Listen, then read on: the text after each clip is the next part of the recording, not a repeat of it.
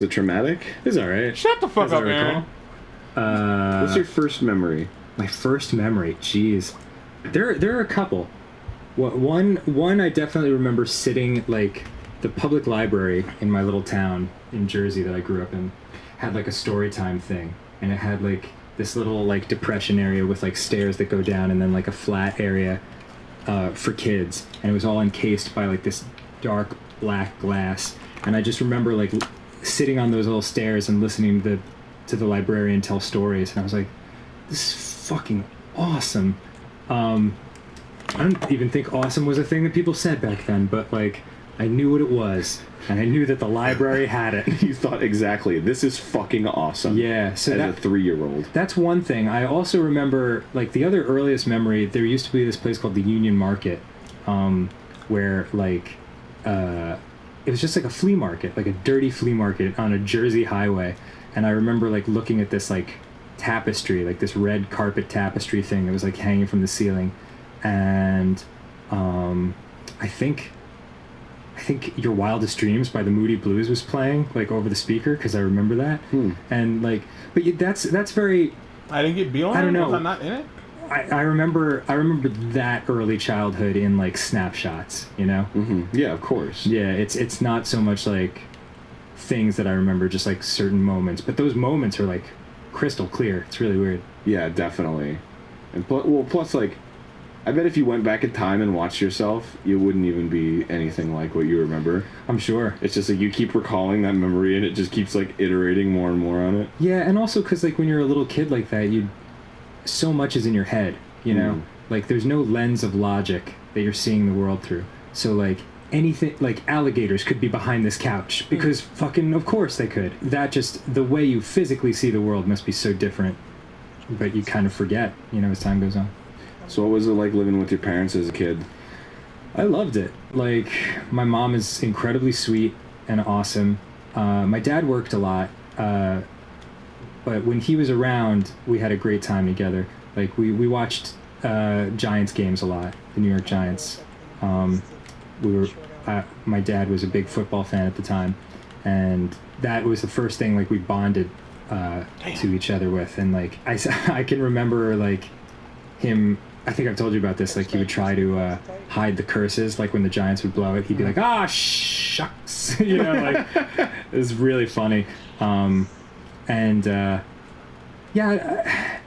I have a younger sister, Dana, and so it was always just the four of us. And then my grandparents, Granny Sexbang, and her husband, who I called Pop, Bernie.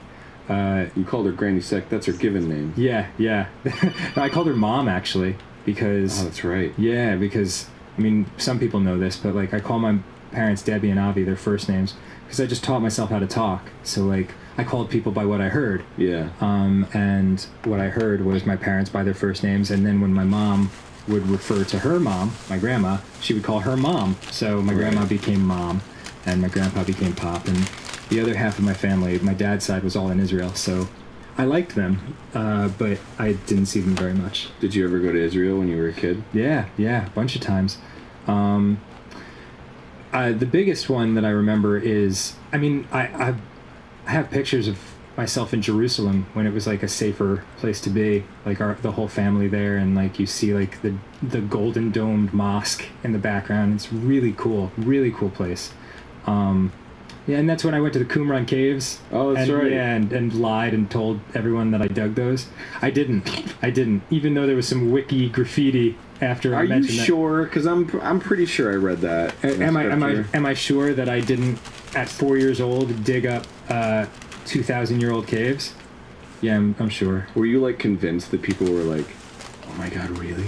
Well, as a kid, you just don't think...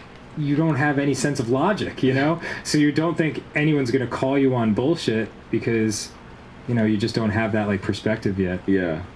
But the biggest trip to Israel was when I was 13 for my bar mitzvah. I got bar mitzvahed in Israel, which was a very big deal. And I remember, like, I'm in, like, this old temple and just surrounded by, like, the most Orthodox of Orthodox Jews. And, like... It was like my first performance, really, as I can recall, like outside of like school plays and stuff. And like that's why when we got in front of the Magfest crowd and there was like 5,000 people, like I think you asked me, you were like, dude, are you nervous? And I was like, not at fucking all, because nothing will ever be scarier or more intimidating than being 13 and having to sing like holy Hebrew scripture to like these like fucking old like Hasidic dudes who are like sitting on like, I don't know if they're pews or what you'd call them, but they're balcony seats, and they're looking down at you, and like you're this like American kid that doesn't speak Hebrew, and they're just like, you can see like they're like, why did they bring this kid into this temple? And like they didn't know I could sing, you know, like, and I did really well because like my mom helped me prepare for that for months. And So it was just you? it's just me. Yeah, that's what a bar mitzvah is. Like you sing a section of the Torah, which is the Hebrew Bible, essentially. Wow. Yeah, very intense. And I don't know what I'm singing, you know, and I can still remember like the first lines. It started like, Ko Amar Adonai Tzivaot, and like that times 1,000. Yeah, I did it, and at the end they threw candy at me, which is like the tradition, so you have like a sweet life. And my granddad on my Israeli side was, you know, he died when I was, I guess, 15, and like I only saw him a handful of times, but that was the one time I could really feel that like he loved me and he was like proud of me, because like he was a Holocaust survivor. Wow. Yeah, so for him to like come from that, Damn. which was like, you know, a time when like they thought like the Jewish people would die as a whole, to having a grandson on the other side of the world come and to Israel, a country that didn't exist at the time. It was only set up after World War II, so the Jews would have like a safe haven. And for that grandson to be interested enough in the culture to like do that, it was super meaningful to him. Wow. Yeah, crazy, right? Was that at all associated with, like, what was the moment where you sort of realized that you liked music or doing music? The second, I mean, for as long as I have memories, I love music. Like there's pictures of me like at 2 years old with at my grandparents' house, Granny Sexbank's house, with like giant headphones on, and like it's like 1982, so like the headphones have those big like telephone curly cords, you know, to the stereo system. I love that shit. Me too. I loved it, and like the fucking headphones were just encasing my head, you know. But like I adored music from the moment I heard it, you know, which must have been always. I remember something. I mean, I had CDs and I listened to songs and I got them stuck in my head all the time.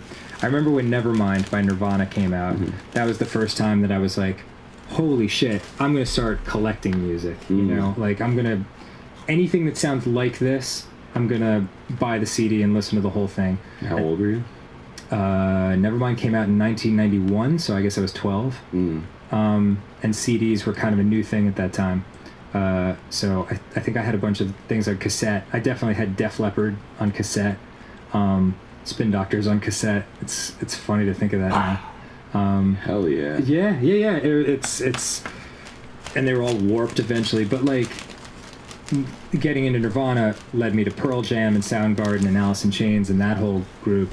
And then there was a comic book store I used to go to in New Jersey called One Flight Up, and there's this guy who worked there named Keith, and he was like, "This is my favorite band, bro. You gotta check them out." And that was Rush. And that was 1992. I guess I was 13, and then it was just like no question, like this is my favorite band, like, and they have been for the next 25 years almost. Yeah, seriously.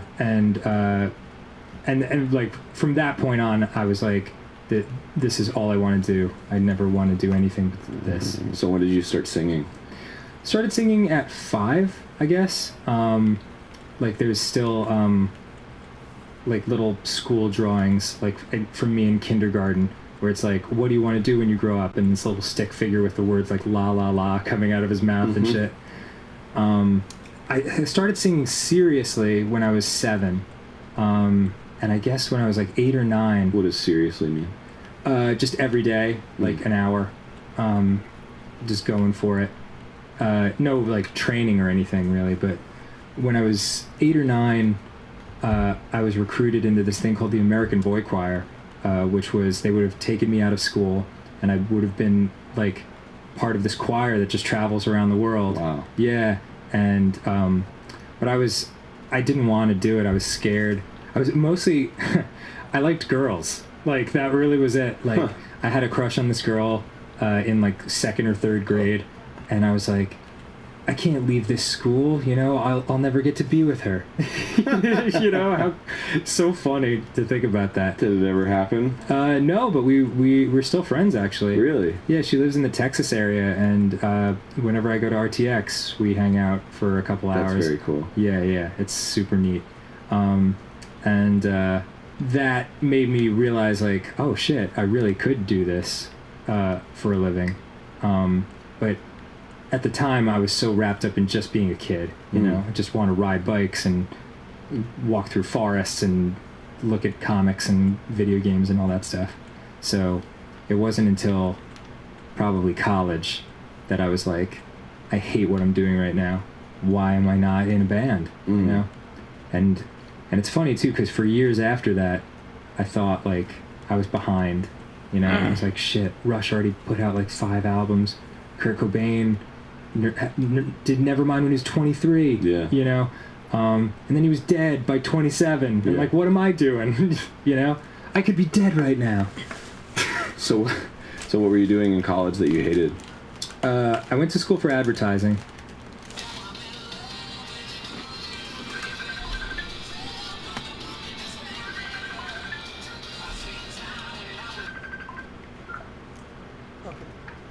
I know, right? Hello.